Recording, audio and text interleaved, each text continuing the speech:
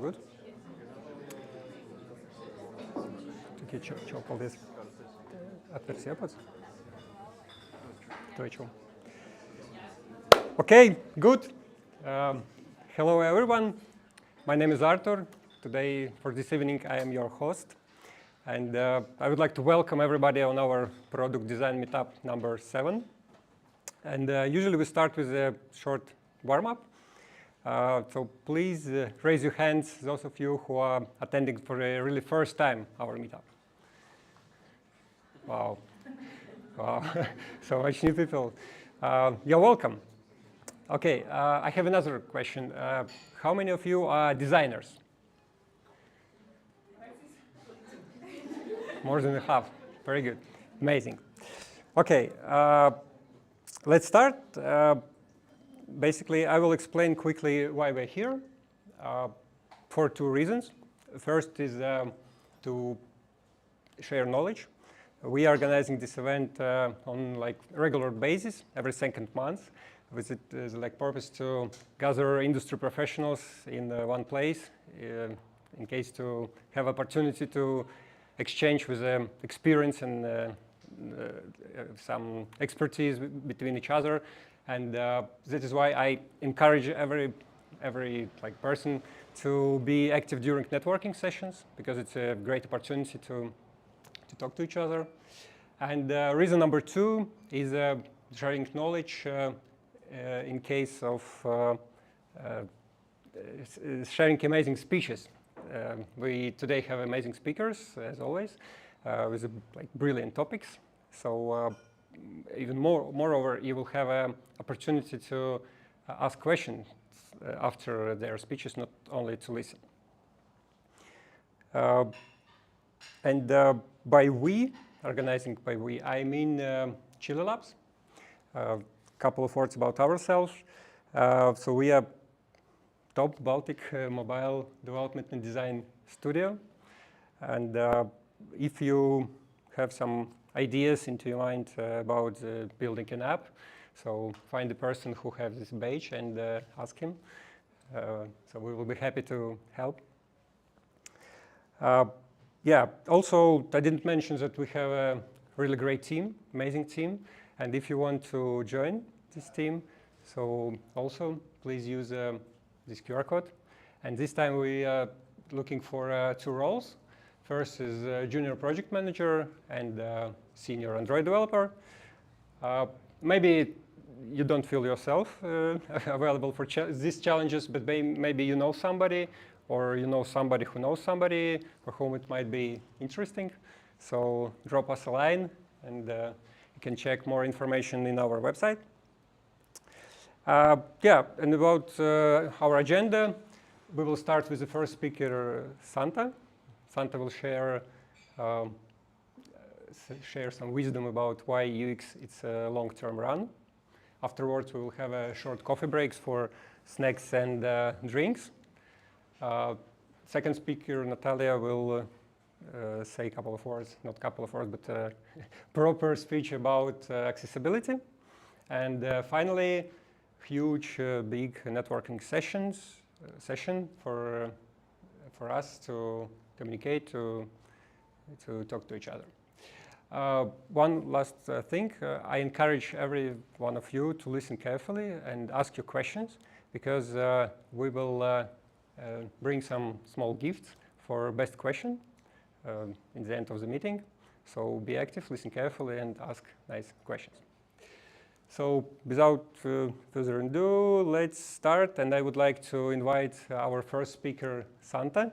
Warm applause for Santa. Thank you, yours. Yeah, small setup here. Yep, should be fine. Thank you very much for the warm welcome. Yes, so let's jump right in. So I saw some of you are here for the first time. I saw quite many hands. Others are here for the second, third, or maybe you've been here many times. And oftentimes in these meetups, when we as designers meet together and talk about our discipline and other things, we go in depth, right? We go in depth into our our field, and we explore different frameworks. And same as I think Natalia will do today, exploring specific things in the UX field. I'm very looking forward to that. But what I want to share with you today and also discuss with you today, we'll have that time for that at the end. And I want to argue that design sprints are cool, no problem with them, but UX as a discipline really is a marathon. And I want to share some tips with you on how you can win it. As a designer or developer, product person, this is something that I hope will take you like in a broader, like take you to understanding yourself in a broader sense, not going deep into your discipline, but like understanding your discipline and in the sense of the company, the industry you're working in, and maybe even in the world. So let's jump right in. Where do I come from? I come from a company called UXDA. So we are a financial-focused UX design agency. We work specifically with the financial industry. And our absolute mission is to humanize finance globally. Our team actually is located here in Riga, all of us, but our kind of work is and our clients are abroad. So I'm actually very, very happy to come here and meet so many enthusiasts and professionals locally here. So welcome to you, and also a great hi from our team. We as UXDA, even though it's only the financial industry, it's a very broad industry. So we work with, are proud to have worked with more than 70 different financial clients, from fintechs to large banks, and across 36 countries right now. Maybe 37 is coming up very, very soon. And of course, I'm very happy also and proud to say that we have been globally recognized. Our mission to humanize finance it's happening, and other like different recognitions from the finance industry and also from design industry have been awarded to us, and I'm very, very proud of our team for that. So who am I into all of this? Even though it would be amazing to like go around hugging elephants all day, like that is the dream, right? It would be a dream job, at least for me, but that would probably not be in the interest of those elephants. So yeah, I believe I have the second coolest job in the world. I am an account executive and also a UX architect at UXDA. So that means that part of my job is as a UX specialist, as a UX designer. And then the other part of my job is really helping our potential clients on board on a journey with us and on board on our partnership and really show the value of what we can provide to them. So I started at UXDA and in the field of UX not that long ago, in 2019. Before that, I was working in both the private and the public sectors in different companies in like project management, community management, also startups, and and also customer service and sales. So I feel like right now what I'm doing really is combining all of that into one profession. So I'm very happy about that. And outside of work, not only do I like elephants, I am also a travel hacker. So if you need a good travel deal, my contacts will be in the final slide. But also my other passion is stand-up comedy. I love everything about it, and I also do it sometimes here locally in Riga.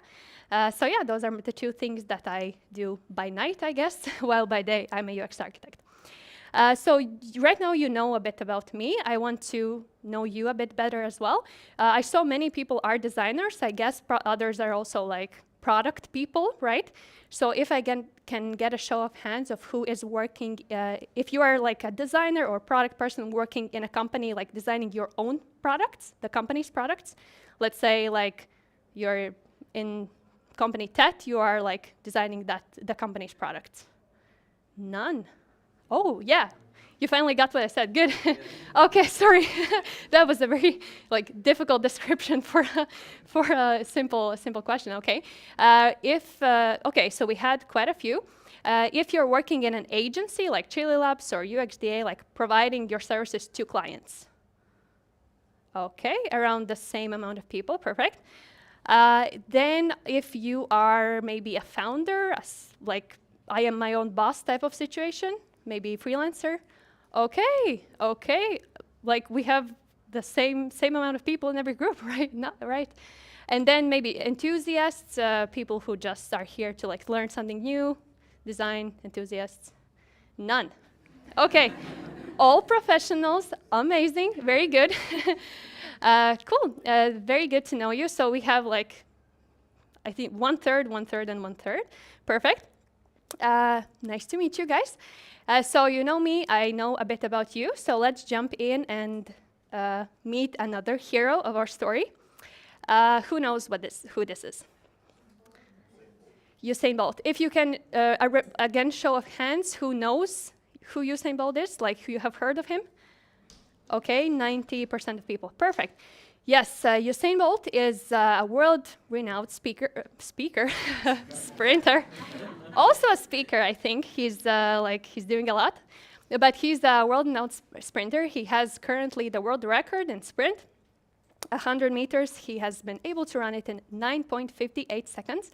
Phenomenal sportsman, really wide known. He has all the brand deals, everything, so he's wide known. And I think this gesture of his is something that is in most of our memories from those Olympics in 2012, 2016. So a phenomenal athlete. Another guy enters our discussion. Do you know who this is? One person knows. Can you tell his name? No. Okay. You know, but you don't want to tell. That's fine. This is the marathon. Yes. You understood from the context. You didn't know before. That's correct. That's okay. Don't remember his name. Okay, that's fine. So a couple of people like figured out or has seen him. So his name is Eliud Kipchoge. He is the world record marathon runner. He is the only person that has ever ran a marathon under 2 hours. That was under artificial circumstances, so it's not like an officially renowned thing right now. But at the same time, he is the world record holder, and if anyone will run a marathon under 2 hours in the next few years, that will probably be him. So another phenomenal athlete, really like someone who is known with his humility and sportsmanship, really an amazing guy. So why have I been talking about both of them? These are the people from the same sport. They represent the same sport, different disciplines, but the same sport. One of them, 90% of you knew, so you know his name, you've seen him, you know, like almost everyone has seen him at least once. The other one, you didn't. Just some people were like thinking, okay, maybe I've seen him somewhere. What I want to say by this, what is my point? Sprint is a very sexy and ostentatious and amazing thing that many people find cool. And also for our attention spans, like 9.55 seconds, that's something that we can manage, right? So really, this is the sprint is something that everyone knows, everyone thinks it's interesting, and everyone watches it. While the marathon is something that not a lot of people know, because for our attention spans, 2 hours is quite a lot. It's viewed like from the outsider, it's viewed as a kind of boring sport, like you cannot really like pay attention to it for 2 hours. But everyone knows it's extremely complex. There are 100, if not 1,000 variables that come into play when someone is running a marathon. And it's absolutely like a phenomenal thing, but not really that interesting for people from the outside. So another thing, if let's say today you wanted to run a sprint, 100 meters from here to, for example, Santa Paegle, you probably could. 95% of people in this audience could do that. However, if you wanted to run a marathon, that would be probably not something that you can do today, at least most of us. We would have to train for it for years. We would have to start eating well, sleeping well, finally. So that would take a lot more time and a lot more effort. How does all of this relate to design? When it comes to design, UX, so I will use those both terms interchangeably right now here, so that may happen. When it comes to design, we are also all in the same sport, right? We are all in the same sport in product design, but also in design, we are taking one or two, like choosing one or two disciplines, one or the other. The short-term UX that we like to call it is the sprinting approach. Here, the focus is quite narrow, so we are looking at design as something that solves short-term problems. So let's say right now we are at point A, we have a problem, we design, we get to point B, problem solved. So that is how we see problems. The holy grail, holy pixel, is what we care about the most, because we see that really what happens on the screen is the most important thing. Priorities as well, quite different for one and the other. In short-term UX, we are really, since we are choosing to like solve that short-term problem, our priorities are also like tended towards that time frame. So let's say conversion or some immediate profit increase is usually why we design something. This is the discipline where, or the field where you will later see about 40% of companies are choosing that approach, and then about 5% companies are using the long-term approach. I mean UX and design teams in those companies. So from that short-term UX, which is we needed this yesterday, to long-term UX. That's the marathon approach and what we call the long-term or the long run of UX. And even though, again, the same sport, it aims to solve completely different problems. So in that sense, we are not focusing on getting from point to B. We are focusing on the wider sense of solving business problems. Either regardless of we are working in a company setting or in an agency setting, we are solving clients' problems oftentimes. But regardless, so we are choosing to kind of go a bit outside of our field and choose to like look at that instead of doing the short-term thing. Again, different priorities. We are not looking that much on the short-term goals and the short-term like things that we have to do, the B that we had to get to, more on the consistency across our channels. So if we have several digital channels, we will make sure that all of them are consistent. Also, client loyalty and definitely adding value to the user and to the brand instead of like improving conversion for that sense. So these are the two approaches, again, to the same sport that we can take. And many of teams choose one or the other. It's quite rare that you would see that in one day you can start running a marathon if you've been sprinting until this whole time. So in running, actual running, the short-term approach is the sexy, the cool approach, right? Is that the same thing with design? We want to argue that no, it's not, because there is the fundamental issue with the short-term, the sprinting approach. It's that the design or the UX is kind of on the periphery of business, right? So there may be a big UX team, huge UX team, like maybe 30, 50 people, and they are sprinting, they are doing their everyday activities, they are doing user research, they are designing screens, they're everything doing, but they're on another planet. Business is on the other planet, so they are like achieving business goals. And what this means is that it's not like really, it's not a win-win situation. UX is really like somewhere doing something. Some business people would say they are in the conference room, like doing Post-its or something, right? Not really taking it seriously. And then the business people are making business decisions, right? So design stays somewhere there. You may like feel that maybe you have worked in a company like that. And as I mentioned before, about 40% of companies work in this setting. So UX is really not something that's integrated into business. That's something that maybe meets some short-term goals, but its value is not really understood by business. And it's not really something that like you wouldn't see a UX specialist at the table of the board, for example, in the board meeting, right? So the decisions are made separately. And that's a problem we see, that because when we look at business data, we see that long-term UX thinking and marathon approach truly pays off.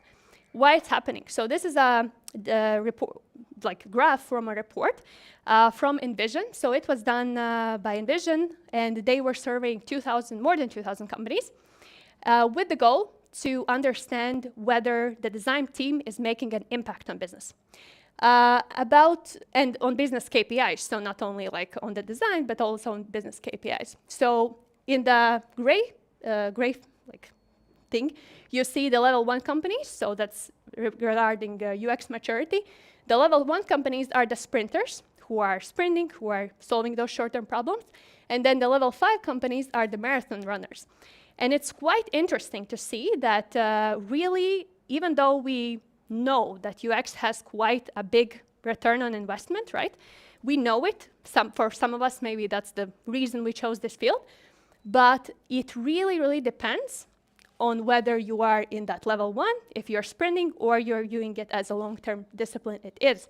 Sometimes even like several times bigger impact is made by these marathon runners. Interestingly enough, right? Because for example, on revenue, if for the short-term UX team that's running these sprints, their impact on revenue is, even though they're, let's say, solving conversion problems all the time and kind of should be impacting revenue like directly, they're not. Only 22% of them are. But the long-term people that, or like the marathon runners who actually ask for much more investment into them, who ask for much more from the business, are making 4 times bigger impact on revenue. And the same goes for other like the KPIs of business, also time to market, even though the companies that are sprinting and like making sure the product goes out to market fast, they're not really impacting how fast it actually goes out. Because probably if you are just like sprinting and not seeing the big picture, the problem is that your sprint will have to be sprinted again because there will be some problems that will occur. So as a matter of fact, you don't really get that. The business doesn't get that product out in the market faster than it would be if you are running that marathon. So this is quite an interesting thing because still 40% of companies are choosing the sprinting approach.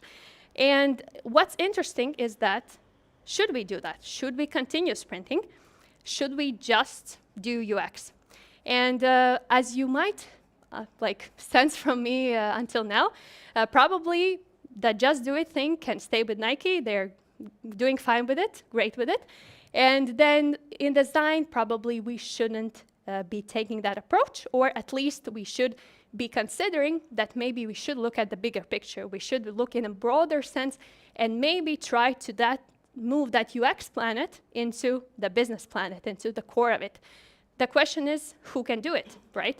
Who has the power to do that, to merge those 2 planets? And the answer is quite clear. It's you guys. You, the designer, you, the product person, can move UX to the core of business. It's possible, and it definitely pays off, as we saw in the previous slides. So now, in the remaining minutes that we have, I want to share just practical, hopefully practical, examples and also cases from our experience working with financial companies of how and what actions we took together with our clients to move UX from the periphery, where it was just sitting on the bench doing the post-it things, right? Or in the conference room, really to the core of business and how and the impact that it provided. Let's jump in. But before we jump in, let's stop for a little bit. This is not like a 5-step plan. It couldn't be. If it was that easy, everyone would be on that long runner path, but you cannot sprint a marathon. It's not possible. So it's not a 5-step plan. It will be a set of activities, but that most of which you already maybe are taking as a designer, you are already have done or are doing, but try to look at it in the more broader perspective. Maybe there's something that you haven't done. But to do all of that, we have to stop. We have to close Figma or whatever. We have to stop taking our tasks from Jira or wherever. We have to stop a little bit and reflect. The first thing that we're reflecting on, throw out the idea that you're just a designer. It goes out the window. Just a designer, if you want to look at you like that, then you will stay in that periphery and that on that other planet. You as a designer can make an impact on the company's success if you want to. Of course, if you don't want to, and if you're just doing work from 9 to 5, that's okay. But if you do want to, there are things that you can do to actually bring UX to the core of business and then provide your input in the success of that business. But first of all, no, just a designer. No way. Then, the first set of activities is the uniting of teams around design, or uniting people around design in general. This is where design sprints come in. As I mentioned, I have no problem with design sprints, but they're just a part of the equation, right? A part of all of the variables that come into play when we are running that marathon. So join forces with other companies, representatives, so other teams in your company, other people in your industry, if you're like working in an agency, and see what they can bring to the table.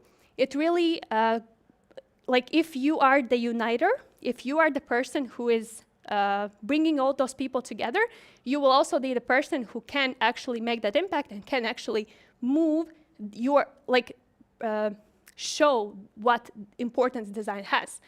And also that comes to influencing with design. This is something that many people try to do. So let's say in many companies there are like blogs.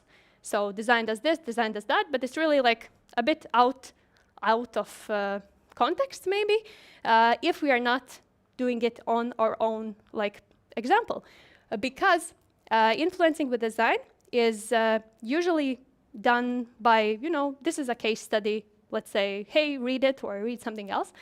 But when we do influence with design, we want to show people where we are and where we could be with the help of design. So we have here we are, this is where our company or our business can be, and with design we can merge, that could be the bridge between both. And this is actually something that we do quite a lot also in agency setting with clients, is that right now they're at point A or point 0, where can they be?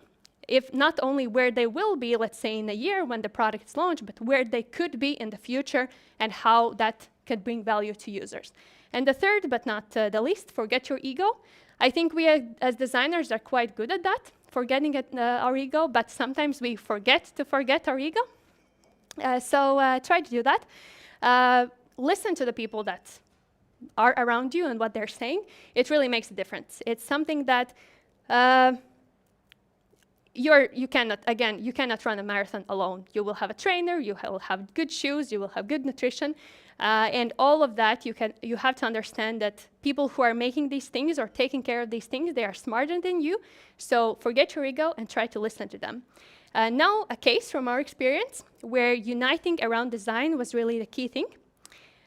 So this is an interesting example, I think, should be fine. Interesting example from our experience. This is Mighty Money app. A company, Mauritius Telecom, came to us, UXDA, quite a couple of years ago with the idea that they want to redesign their current app and create it into a super app. So they're a telecommunications company, but they have different products made for different things, and one of them was like the small payments app that you can see here, where you can make digital payments like for telecom services. So quite simple, but they had this vision that they want to create the first super app in their country, and they want to branch out to financial services. So not only stay in like the telecommunications field, but also provide innovative financial services and like compete even with banks and other financial providers in their field. So this is what they started with. And what was happening right now with this product, so it was not really like, it wasn't really fulfilling its goal, I would say, because many people were choosing to still go to that telecom shop and do the things that they could do in the app physically. So it's really not something that we could have started with, and it's not something that we see can become a super app, right? And then we started working with them and understood that we are not really designing an app. We are not even designing a super app. We are really designing a way how people from Mauritius, so Mauritians, how they will interact with financial and lifestyle services. And why uniting around design? Because as a super app, you can imagine it has a super huge amount of features. From you can get a loan there, you have a rewards program, you have weather alerts, you can budget there, you can watch movies there, everything. To create that, it's not possible to do it by one design team. There were 50 people, I think more than 50 people involved in the project in different times to make that happen. And if one of them was sprinting in another direction, that would not have been possible.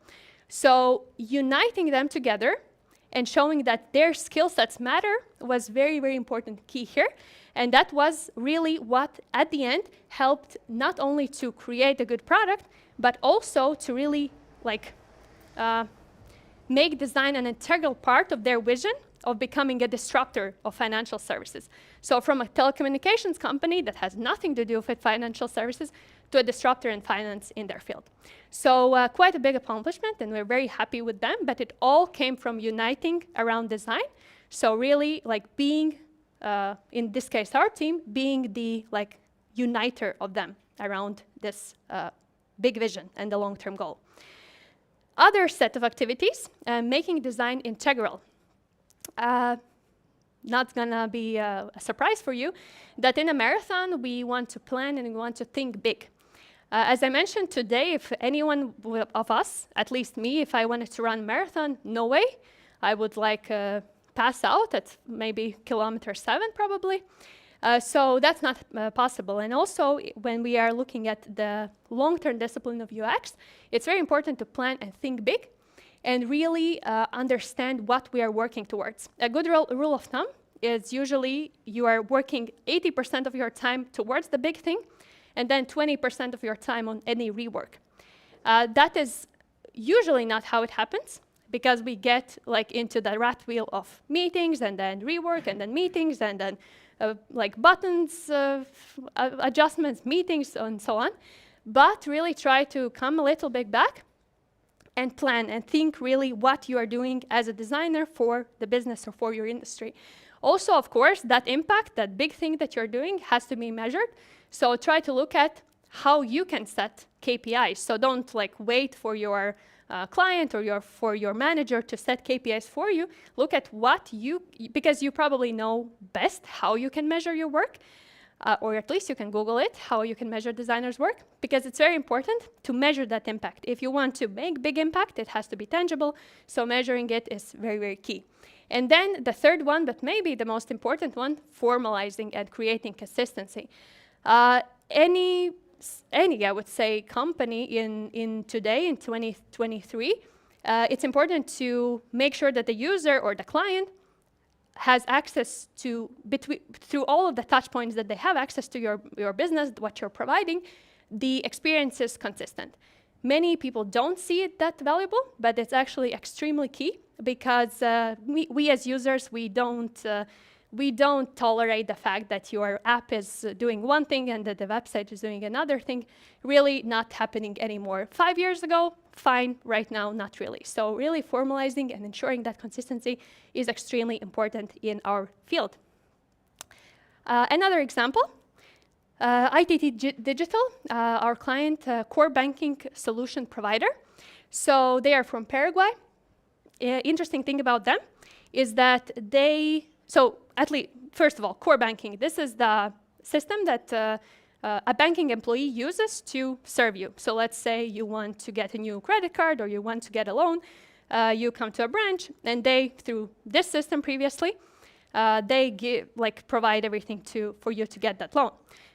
So this was the good old days when there was a person from ITT Digital with that portable hard drive, and they come to the banking office and they insert that system into all of the banking office employee computers. Still that was happening. Not happening anymore, but I will talk about that later. So those are the two things that interesting about them. And they had been trying to, it's actually a system consisting of 4 different portals that you the one that you see here. And they had tried to revamp it internally, but they couldn't. And it had started to become a problem because for these banking employees, the learning curve was just crazy. They had to have months to learn this system, how to use it. Of course, that's not something that a bank would want to hear, that their employees will need to stop their work and just learn a new system for several months. And we also, through user interviews, talked to an employee of a bank that had been using it for 10 years. And she knew how to use it, but she didn't really know how to use it. She was just remembering the sequence of steps and somehow getting through it. But she really didn't understand the solution that she had been working from 8 to 5 for 10 years. That was a big problem. And that was combined with the fact that they had this big vision of wanting to not strap that banking employee to their desk, but allowing them to, let's say, to work from home. This was before the pandemic, so they were quite being innovators here, because before that, all the banking employees were working from the office, and there was really no other way, right? What happened to them? So, and why consistency is key here. So we got rid, or they got rid of that portable hard drive. It was left in early 2000s where it should be. And they became a software as a solution provider, so a cloud-based service. And I think every designer's dream, they were okay with us that we can get rid of 65% of functionality. So why I'm saying every designer's dream, we really are always keen to save only what matters to the user, right? But not always do stakeholders or clients agree to that. But this was the case where it was possible. So 65% of functionality out. All the four systems or the four parts of the system that were there were combined in one journey. And so it was formalized, right? It wasn't just like a problematic thing you had to get through with hurdles. It was really formalized into one journey for those employees. And that in turn created, of course, happier users. It created a better brand. And if before design for them was really not even important, then right now, going through all of this process of making design integral, it became the cornerstone of the whole service. So design was the reason why they could be offering that cloud-based service. Again, just an example of showing why it's important to really integrate design into the business and not leave it somewhere outside of on another planet. And the last set of activities that I want to touch upon, you as designer can push business forward. You can drive growth. That is not easy at all, but there are some things that can go towards that goal. And first of all, of course, aligning what you are doing with the company's KPIs. So we saw before in the graph that it's not always aligned. You have your goals, the business has their own goals, but try to show initiative in aligning them. If you do that, the company really, or the representatives of the company that matter, let's say executives and people that make decisions, they really understand, okay, this person is trying to work for the whole benefit of everyone, not only doing their own thing and not caring about that at all. Also detecting opportunities, especially if you are working in an industry that heavily competes on price. Detecting opportunities where you can compete and be the best with design, extremely important, because there are not, if it's a highly price competitive industry, there are not many things that you can branch out on, but design is definitely one of them. And also just an addition, inspire with your success. So let's say you have done design a good product, it has been launched to the market, the impact of it has been measured, and it's working. It's working. Do be proud of that. Because if you are inspiring with your success and inspiring of what business can do, it's more likely that the business planet will open up for you and be okay and be welcoming for you into that, into the whole business decision-making process, for example. And the last case study from our side, this is a platform called Private Wealth Systems. This is a wealth management platform for ultra-high net worth individuals. So the average net worth of a user of this platform, about $230 million. And these are people who drive the most luxurious cars. They are people who have sophisticated lifestyles, and they manage their wealth in this solution. So it's quite an outlier, right? It doesn't really scream sophisticated or luxury that much. And this specific company came to us with the goal that we should revamp the UI, maybe do something with UX. So improve it a little bit to make sure that it does suit the clients, those luxurious people, and with their high needs. And again, pushing business forward was the set of activities here. And why design could do that?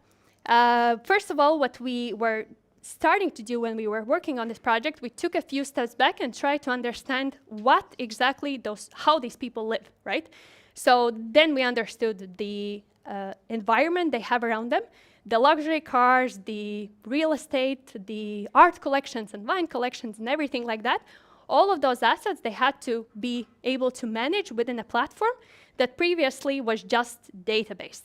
Right now, it was something that really blends in with their lifestyle. And it's very important because if for the average user, maybe we don't see that as valuable, but if it's really like, if you see in your life something that's totally an outlier, you as a user just simply don't want to use it. So that was something that was key here in how design was pushed forward. And actually, when we achieved that goal of like making this something luxury and something valuable to that user, our client was so inspired by design that he started to inspire stakeholders of potential clients.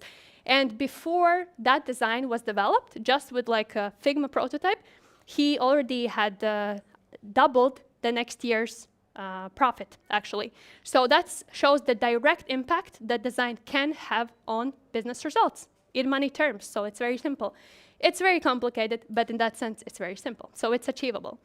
So I guess I hope that these 3 examples show a little bit of why it matters, right? And that it is possible for you as a designer to impact.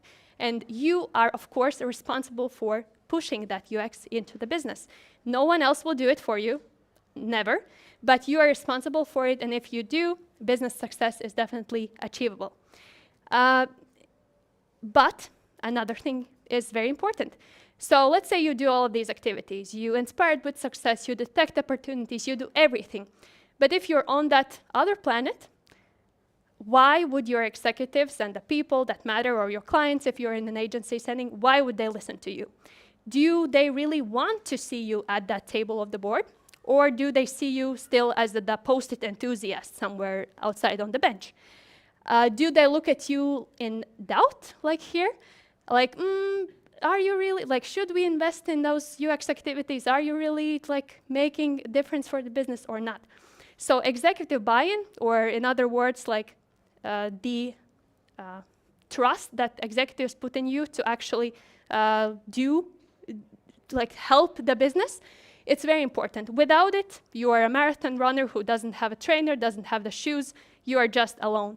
But with that, it's really, again, as I mentioned, it's important for them to open up that planet and let you in and make that impact. So the last thing that I want to share, 2 parts of the same coin, 2 kind of ideas of how you can hopefully get that executive buy-in as a designer. First of all, seems simple, care about your executive. So of course we are always advocates of our users. We put user as the first one, as the most important one, and it stays also here. So it's not really something that we want to forget. We also will be user advocates, but caring about the executive is something important too. Without it, it may seem for the person that is making the decisions that you don't really care about those decisions, and that's a problem. Specific tools that can help with that. We are, as designers, probably know like something similar to user personas or user profiles. If you want to try it, try to create stakeholder profiles as well. So individually, like, let's say this project I'm working on, can it live without that stakeholder? Can it survive? Can it maybe, is the stakeholder really like invested in it or not? What are their thoughts? What are their interests? How do they measure their success? So all those things, try to see that and try to understand how you can communicate through that. And also, of course, very important, if you have many stakeholders, do they really have a common vision? Like, is that business goal really clear to them? Maybe they are all sprinting in different directions. So try to maybe be the uniter of that vision and try to be like the person who can align all these people together to go to that success. Second one, even our manager's manager is human, right? So they don't only have rational arguments, they also have emotional feelings and arguments. So instead of, let's say, sharing like quotes from user interviews where the user says, I don't understand anything. Try to show them videos of how that user does not understand anything, because that will really maybe foster that emotional connection. And if the executive is here and the user is somewhere there, it can bring them a bit closer together. So try to work on that emotional part. And of course, nothing new, but very important, communication with them. So a good rule of thumb, again, here, talk about the impact of what you're doing right now and the risks that would come into place if you wouldn't be doing it. That's the first part of any presentation that you do with them, and then only come the methodologies, frameworks, etc. So this way, they understand, okay, they care about what I care about, and then they probably will listen to you a bit better or hear you more loudly and maybe let you in that board meeting. And the second part of the same coin, care about the long-term plan. So this was already discussed a bit previously, but also very important when we are, for anyone of us personally, if we want to do anything in our career as designers, if we want to maybe do something else, do our own company or anything, the long-term plan is really something that we need to care about. And this is really how you run that marathon, right? You don't think about the next kilometer, you think about the finish line and maybe beyond that finish line. And again, practical tools for this. First of all, UX knowledge transfer. If you are the creative person doing those post-it things and they work, then maybe those post-its should also be applied to other parts of the company, other processes in the company, and then these departments, let's say anyone really, can foster as well. So if what you're doing works and you know it works, try to transfer that knowledge to other people in the company or in an agency setting to your clients, so they can foster this knowledge within their team, internal teams as well. Then design-initiated goal-setting workshops. When was the last time when you initiated the setting of long-term goals instead of being put on just tasks, right? So interesting thing to think about. If you have not done it recently or ever, that's something interesting to look at, because that's really gets, again, the attention maybe and the care that the executive has about you for you to get to that core of business. And the last thing, very, very last thing, I like it a lot. It's a one more thing concept. Have you heard about it? Maybe you have, yeah. So this, it's not even a concept. It's something that Steve Jobs used to do. So whenever he was presenting, before that, let's say you have this wild idea at work, right? You have an idea that will take maybe 7 years to develop. It will, spend extreme amounts of money, extreme. You have this idea at work, and you may be hesitant to share it with others, right? Because it kind of seems foolish.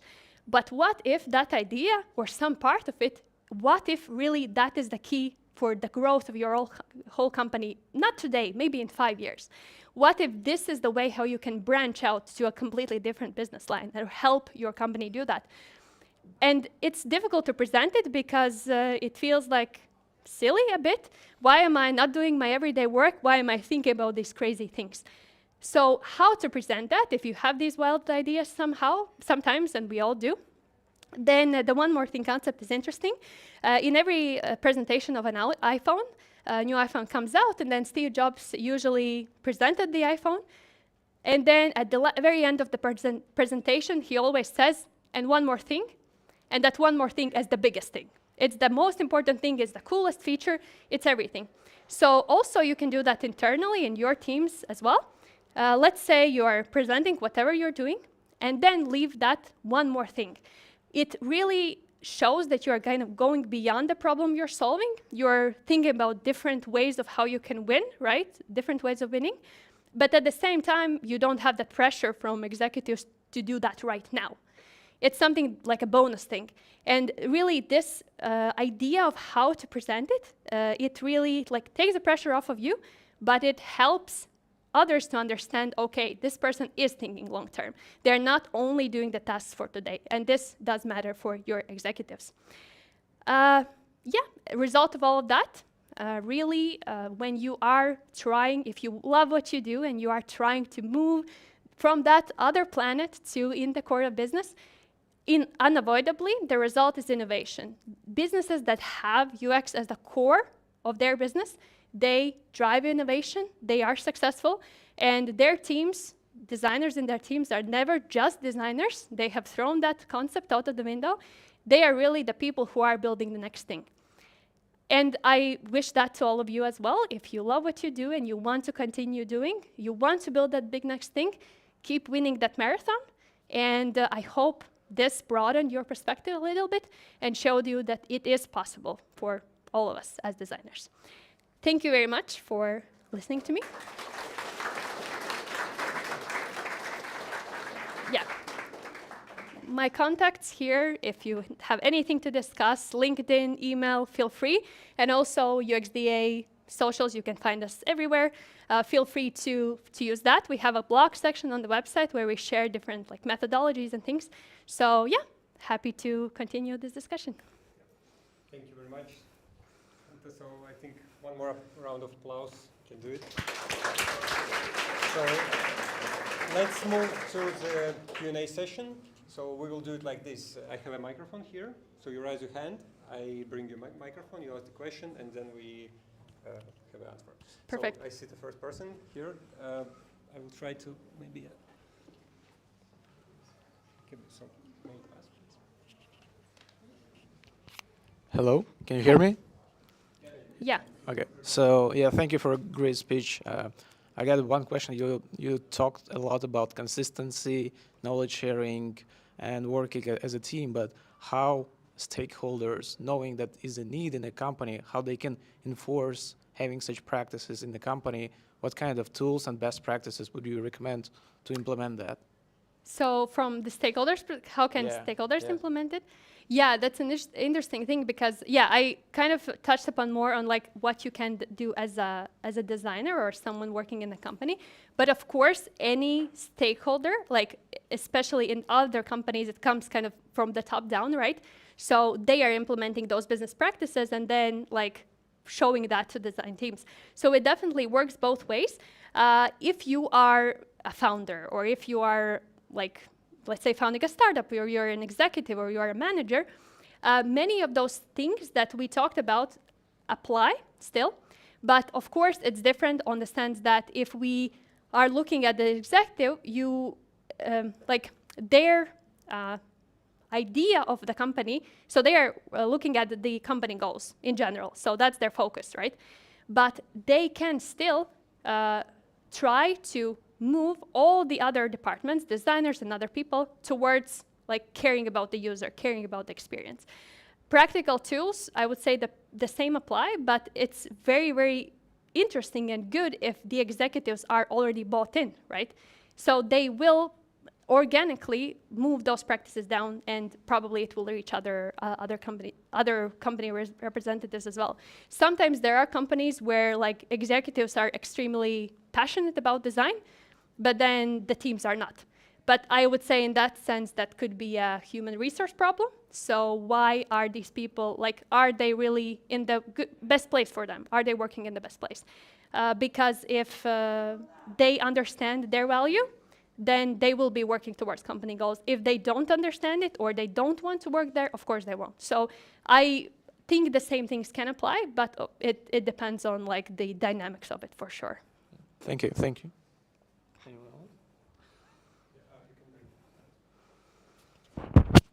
Hey Santa, how are you? Hi. Plato here. Thank you so much for the presentation, amazing. So my question is that we all know a very famous industry quote. If I ask people what they want, they would say faster horses, Tom Ford inventing the first car. So in your process, could you please share with us a story? Did you have any cases where the stakeholder and user asked for a faster horse, but in your marathon process, you actually delivered a faster car? All the time. 90% of the cases that is happening, of course, because in many, most of the cases, we work in the financial industry. It's generally an incumbent heavy industry. So banks have been working since, 1895, right? And they work in the same manner since 1895. So they are incumbents, and they are kind of going, like, they are kind of modern right now, but not really. So that's an interesting, like, very interesting question from that sense, because in our industry, in most cases, clients come to us and they say, we have this product, we have to make it a bit better. And in many cases, they're hesitant to revamp it completely because it, takes a lot of work, and in the financial industry, everything takes a lot of time, and we will be developing it in 20 years and so on. So that's something that we work on every day to show them that, no, this is something that you need and why you need it. Because in any industry, and especially in finance right now, with the fintech space right now, everything that's happening around financial technology in general, if you're a bank, you cannot really expect that small thing, that small sprint that you will do will really change everything for you. You cannot expect it, because while you are doing that small sprint, Revolut, everyone will be ahead of you already. So yeah, it happens all the time. That's the short answer. But also what's interesting in our industry and in our team, I would say we are coming from finance background. So if the client is asking for faster horses, we have the knowledge to tell them that the faster horses won't work. So let's say if a person was, any agency was creating a financial product, but didn't have any financial experience or anyone who understands financial products, that could be a problem, because they tend to go towards the faster horses. While we have that financial background, we understand what is happening in the financial technology space, we move them towards the car, not the horses. So yeah, but it happens all the time, for sure. Thank you.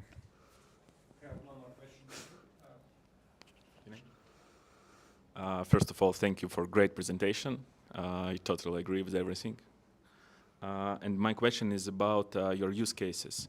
Do these clients already implemented your solutions? And if yes, did you have any mistakes? Where they implemented, yes. The first one I shared, you can find it on App Store. I don't know if it's available in Latvia right now, but it was a bit ago. So the other two as well, I think, have been fully implemented. Not sure about the last one yet, if it's the full version is out or not.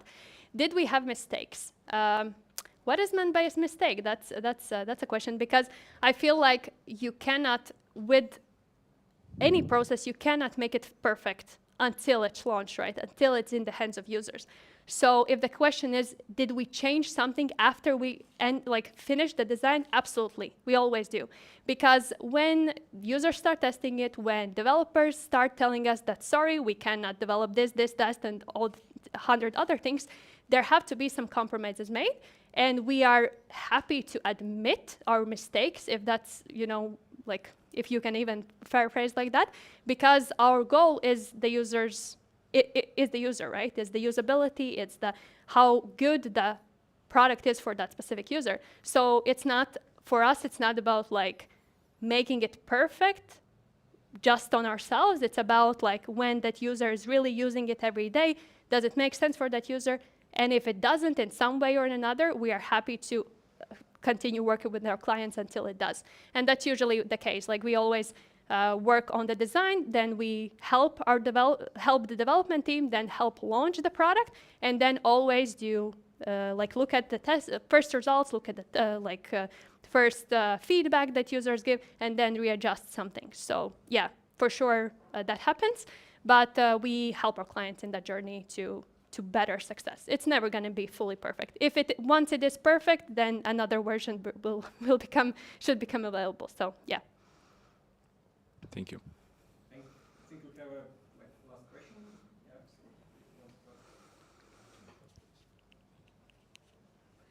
Santa, thank you very much. If I correct understand your idea, it's connect not only to application, to site also, website, yes? This idea about? Yes, for sure. And now we also change our corporate site, and we have in-house two designer, and we don't understand how we can evaluate in mock-up what is the impact to our future economic indicators influence this change design. And now, in the next week, we need present our new design to our board. And it's when you show photos with board, it's I understand what is my future. Yes, and how you suggest, how we show this really economic impact to change situation in future. Yeah, that's a very, very good question, because right now you have done something, you have redesigned, but right now, so how do you measure that? That's the question, right? This goes back to the alignment of KPIs. So first of all, what were you in the beginning? What were you trying to achieve? Why did you design it? Was it just outdated, or maybe it wasn't converting? Maybe there were other things that come into play. Probably more than one factor, right? Why you chose to design it. I would always suggest to work from that. You designed, did that meet that goal? If it did, great. In what ways did it meet that goal? Why is the new design better? So that's something that you can start with to help them understand what the impact, the change that happened. And then, depending on what you have now, so I cannot say about the industry and specific website, but regardless of what the website does, right? So let's say it's an e-commerce store, right?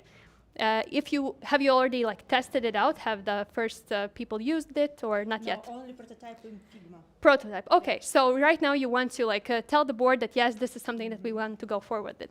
I would suggest to test it at least with a couple of people.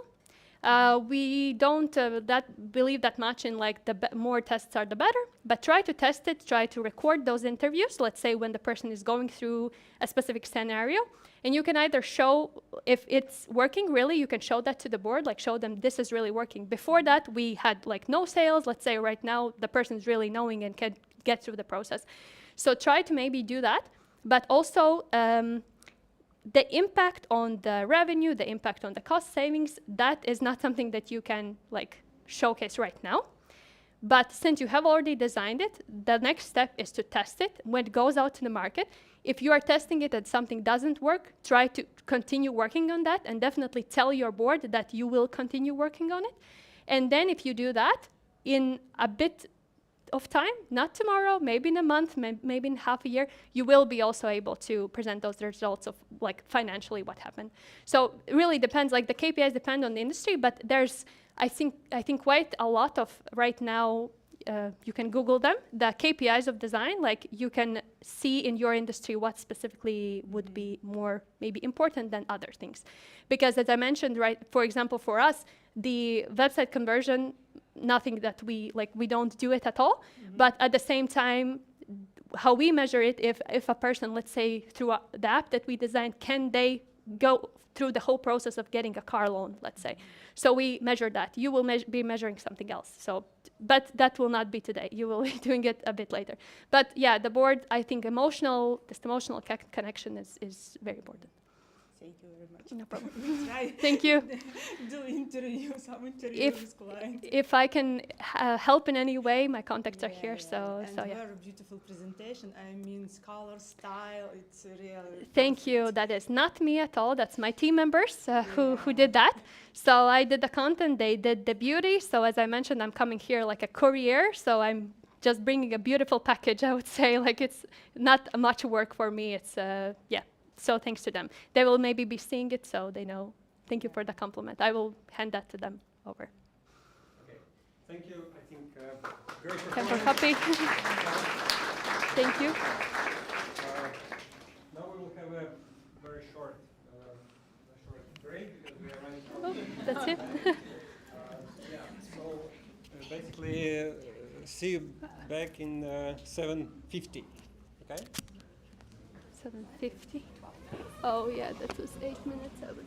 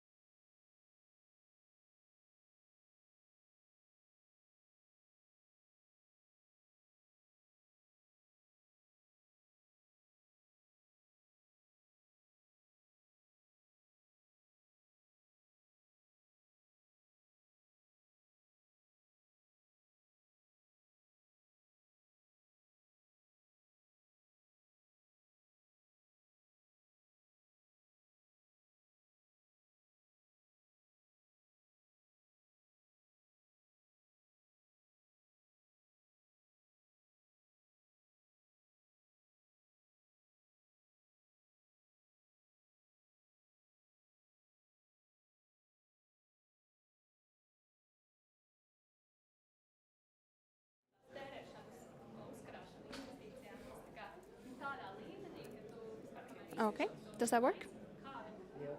Can you hear me? Okay. It doesn't, does it amplify the sound for the audience or not? It picks up from here. So it's just for the recording? Oh, yeah. Yeah, okay, so okay, okay. Got it, thank you. Cool. Yes, I think so. Oh, Raul is just getting me water. Perfect.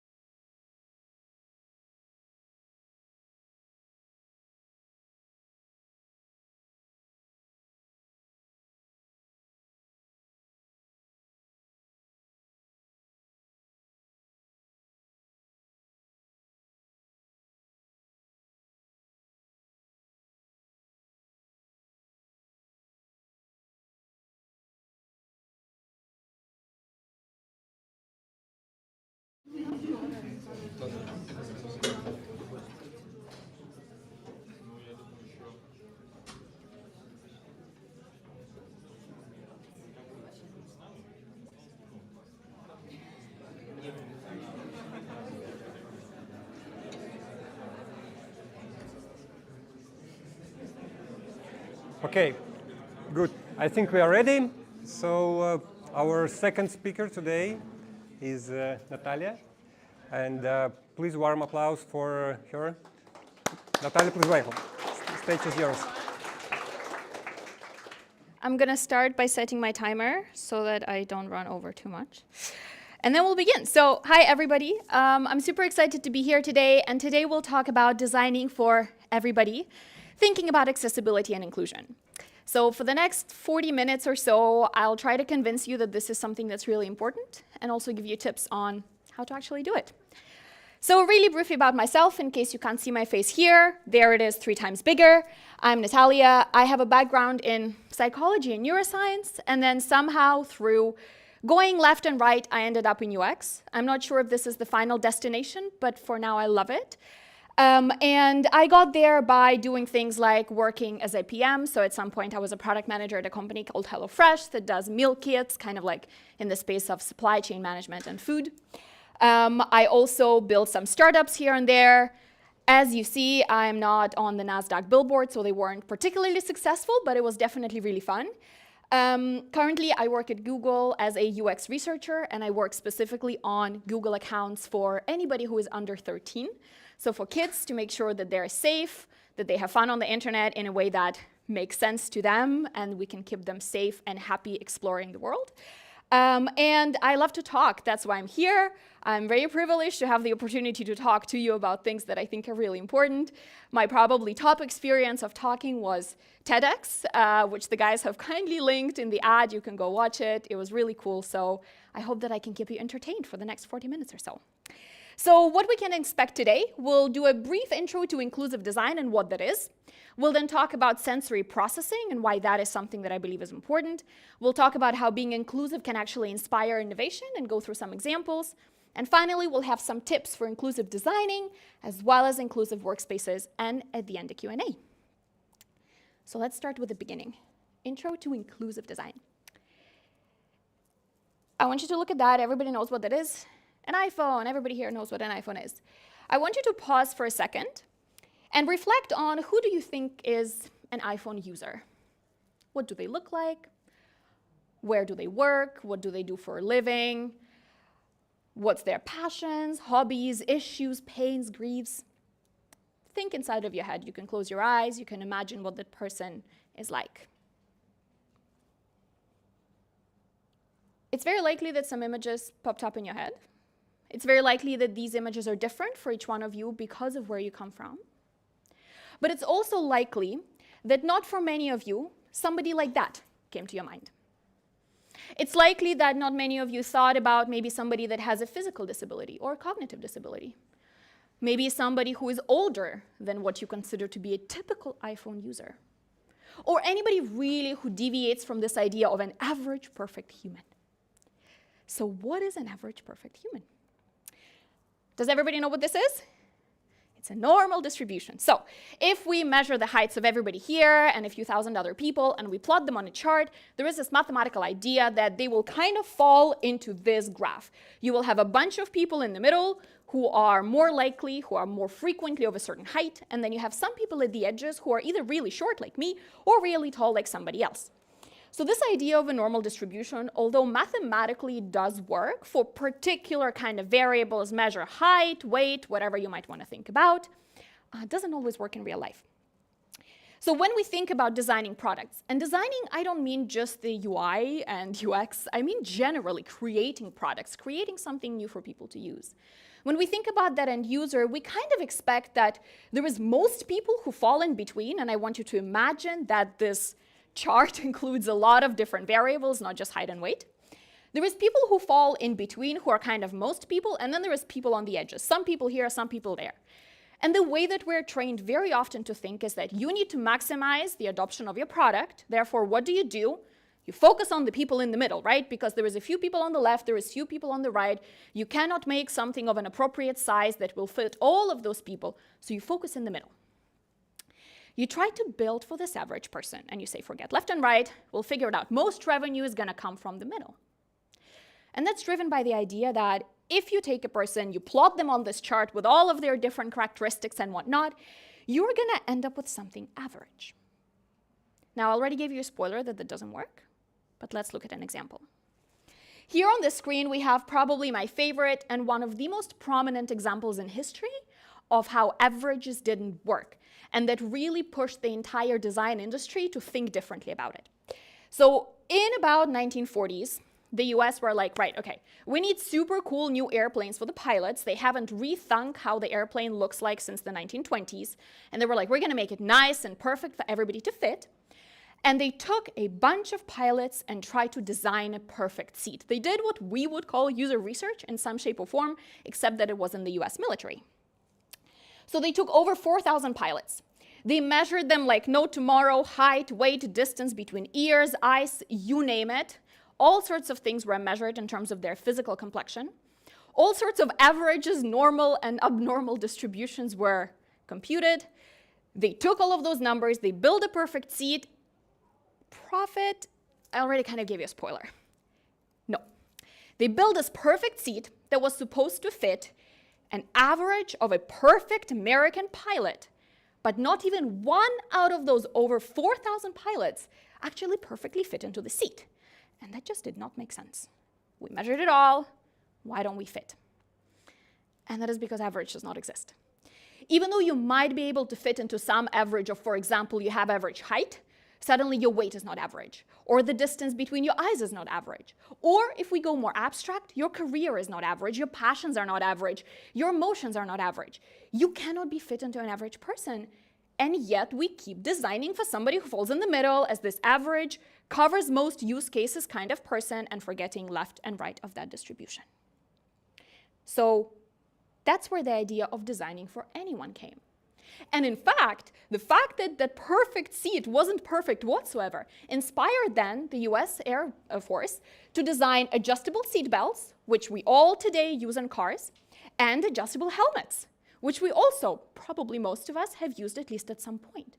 There was this understanding that you cannot have one thing that fits all. You need to have something that fits many. You need to have something that is dynamic, something that is adjustable. So inclusive design is exactly that idea. It talks about the fact that you need to have intentional processing. You need to create products with the goal, as well as in environments and services with the goal of making them be experienced by all individuals. Not just those that fall in the middle, but also those that fall left or right of your perfect idea of what an average human is. And of course, very often that would mean including people who either have disabilities or just different abilities, because who defines what a disability is anyway, but that's a different discussion. So including those people intentionally, as well as those that might have some sort of impairments that we societally tend to consider as being the ends of the distribution. So the first thing that I want to take you away is that average or typical people don't exist, and you cannot design for them. So let's look at an example of how do you not design for an average person. And we'll talk about multisensory design. Now, I'll give you a disclaimer. Of course, there is people with different physical disabilities, and today we will not talk about all of those cases. We'd be here until tomorrow. However, we'll focus specifically today on cases where you might have different sensory perceptions. So sensory, we're talking about vision, hearing, talking, taste, touch, all of those kinds of things. So I want you to look at this picture. There's two cocktails here. We don't know what they're made of, because they're on the screen and not in our hands, unfortunately. But I want you to think, what do you think they taste like? There's one on the left, there's one on the right, one is blue, one is red. Which one of these do you think is sweeter? Who thinks the one on the left is sweet? Or the blue one, let's put it that way. Who thinks the blue one is sweeter? Yes, for sure. Okay, who thinks the right one is sweeter? The red. Okay, the red one, right. What about this one? Has all sorts of colors. Is this sweet or not? Is this savory, salty? I don't know. Sweet.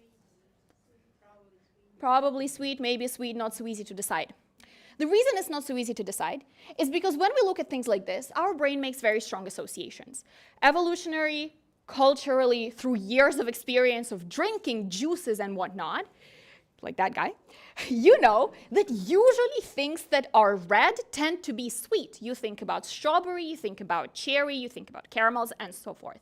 Of course, that is not always the case. We can all think about something that is red and that is not sweet, but it tends to be kind of like that. And on the other hand, something that is blue is actually a bit more complicated because there is not that many things in the world that are blue, so it's very difficult for us to for sure know what something blue is going to taste like. Now, for something like this, it's uber confusing because there is all sorts of colors here. So how do you even know what something tastes like? When you look at something like this, your brain tries to come up with associations. It tries to look at, okay, I've tasted maybe something orange, like an orange. I've tasted something blue, maybe something pink. And it tries to compute that picture of what this is going to taste like. And that computing in your brain of what things look like and taste like and feel like, and it extends to every single sense that you have, are incredibly strong. And they influence how you perceive all the products around you. So I want to give you another example. These associations are so strong that they also work on abstract senses. Has anybody encountered these before? Do you know what those are? Yes, tell me, what are those? Boba. Yes. Question to everybody. Which one's boba, which one is kiki? Is the round one boba or kiki? Boba. Boba. Why? I don't know, it sounds boba, that does not make any sense. Why would round boba does not make any sense. The one pointy sounds like kiki. And this is an example of something completely random that the brain just goes like, right, okay, that makes sense, so I'm gonna stick to that description, and then you do with it whatever you want. And we use that in design all the time. We will use that to make sure that maybe the wording that we use in our copy is particular, the rounded edges or the spiky edges and all of those kinds of things. It's because brain makes those random associations, makes you stick to them, and you cannot really override them. I'll tell you more than that. It's not that you just cannot override them. When you present different senses together, the processing in your brain is much stronger. Now, you'll see a picture here, and I know it has a lot of numbers, but I wanted to show you sort of a real picture from a real scientific paper without Photoshop or anything. But what this is essentially showing you is, if you record brain activity, and that means you see what happens in people's brains, when they are either listening to something or they are seeing something, you're going to have two types of activity. Brain does one thing when you listen, does another thing when you see something. Now, if you put those two and two together, you get some number. Now, if you present two things at the same time, the visual and the auditory, it's not just A plus B. It's actually substantially stronger. And all of those little orange blobs that you see on the screen are all of the brain areas that are active more when you see things that go together in sensory ways, compared to if you just experience them separately. First you listen, then you see. If you do it at the same time, your brain is much more powerful. And specifically, we see that in things like, it's much easier to process. It's actually much easier for people to understand what they're seeing or what they're listening to. They have more empathy and emotions. So it's easier for them to feel something inside of them awakens when there is two sensory streams at the same time. And cognitive processing also improves. So if you ask them to process that information, like complete a task or understand it, extract meaning, they will be faster and more accurate if you present multiple streams of sensory information at the same time. Now, how does this relate to these people? How does this relate to maybe somebody who cannot speak, who is mute and deaf, somebody who is blind, or somebody who maybe doesn't have the same haptic feedback because they have a prosthetic arm rather than our standard physical human arm?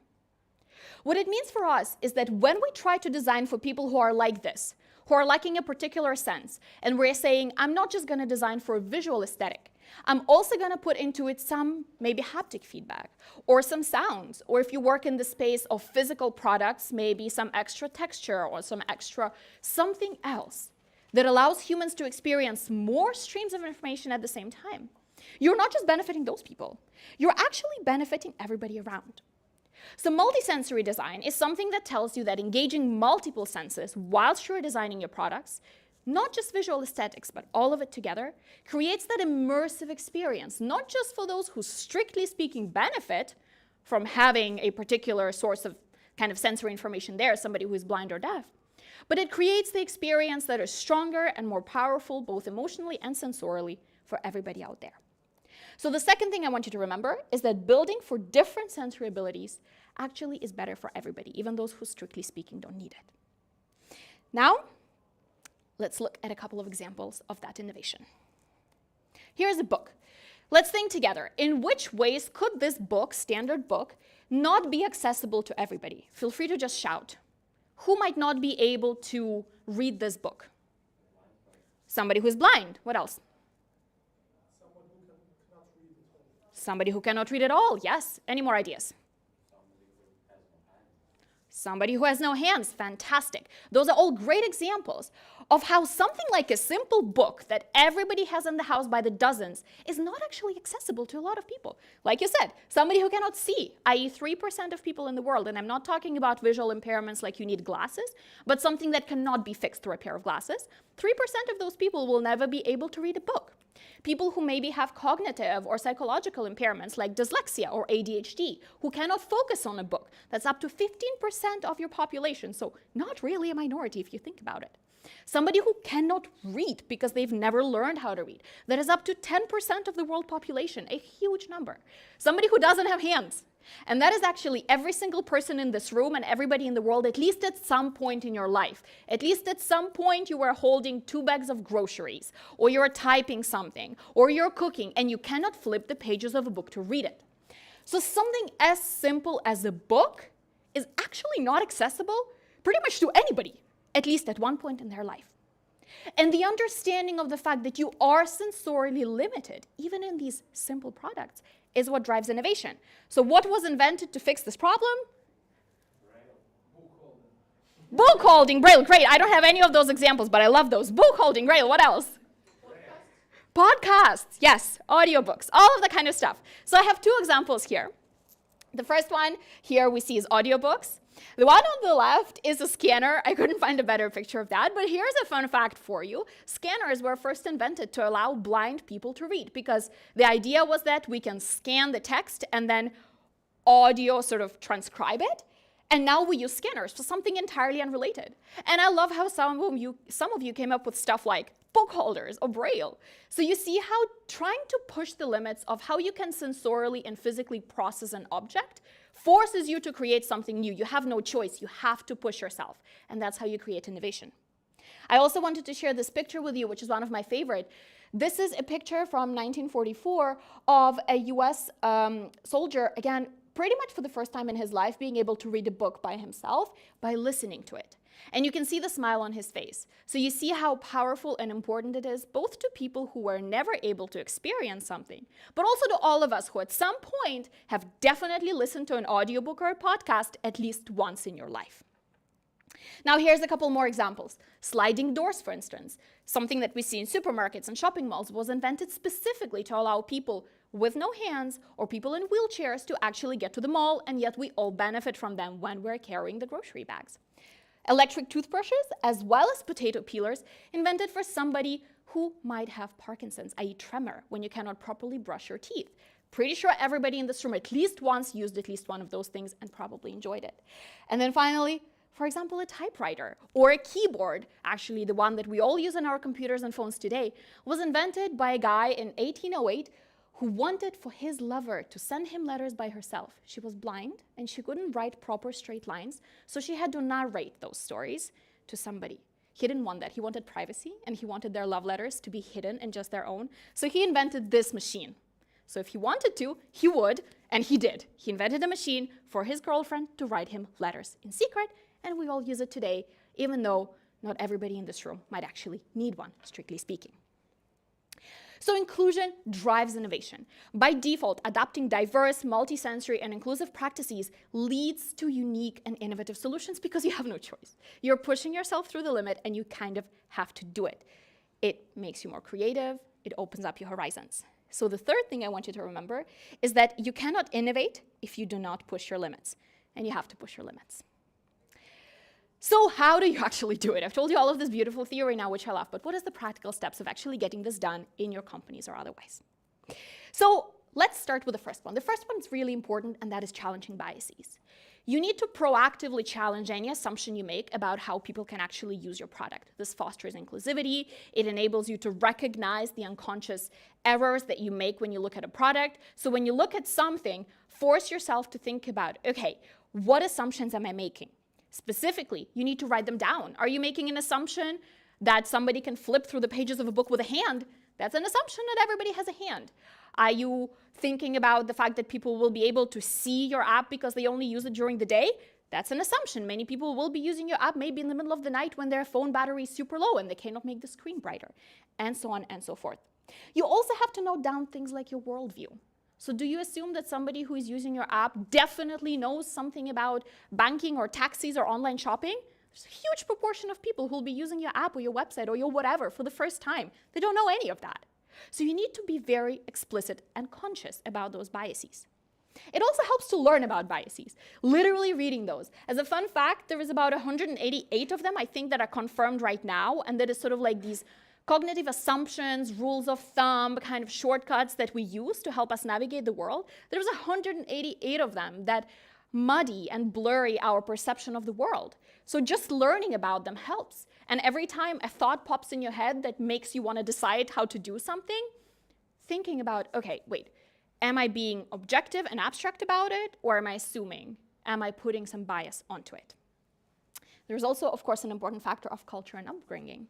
Everybody has different upbringing. Everybody has different definitions of what is okay, what is not okay, how things should work. And just again, being very explicit about those things really, really helps. There's also 2 books here that I wanted to recommend. In case some of you haven't seen them yet. Thinking Fast and Slow is probably the most popular book on this topic, but it really gives you that first insight into the biases and how the brain works and how you can try to trick it or avoid being tricked by it. So I would definitely recommend this book. It's fantastic. And then this book is called Invisible Women, which looks particularly at the lens of women and designing for women. But it's a great example. It's a beautiful illustrative example of how when we don't take into account biases, expectations, worldviews, we build products that are really, really limiting. So I don't want you to think that women are the only group of people who matter to think about these products. Of course not, but this is just a fantastic book that really sparks your mind and makes you think about those kinds of things. Okay, so that was unconscious biases. Now let's talk about seeking breaking points. Again, it's a very active process. You need to proactively identify, specifically sit down and identify points and situations in which your product might exclude somebody or break somebody. Specifically, you need to push your abilities. Take your website, take your app, take your machine that you're building, your car that you're building, whatever you're doing, and use it blindfolded. Turn the lights off and use it blindfolded. You'll be surprised at how many things you actually cannot do because it was never designed for somebody to be blindfolded. Do it in a loud bar. Look at your app and try to focus on it at 12 o'clock at night on the main street somewhere where everybody's screaming and there's drunk people bumping into you. How well can you use that app? For some people, that might be the circumstance in which they use it. You might try to use it in a different language. For somebody who cannot read or somebody that has difficulties with focusing on letters or maybe has dyslexia, ADHD, dyspraxia, any of those things, they will not be able to read your beautiful copy that you spent 3 months writing. Can they understand your app or your product if it doesn't have the beautiful text on it? If they can't, then you're excluding a huge proportion of people from using your app and loving it. Of course, there is also things like asking other people. So one thing is to limit your own experience. Another thing is to ask those who have it every single day. You need to go out there and you need to sort of QA the design of your app by giving it to people that you wouldn't normally think of your typical users. Again, it's a very proactive process. It might mean going on Facebook and looking for a group that's called Blind People of Riga, posting something there and saying, I would love your feedback. It's not something that just falls from the sky. You need to do it actively. But if you do it, it lets you push that limit. So that's breaking points. Now let's talk about a little bit more about pushing those limits in diverse research.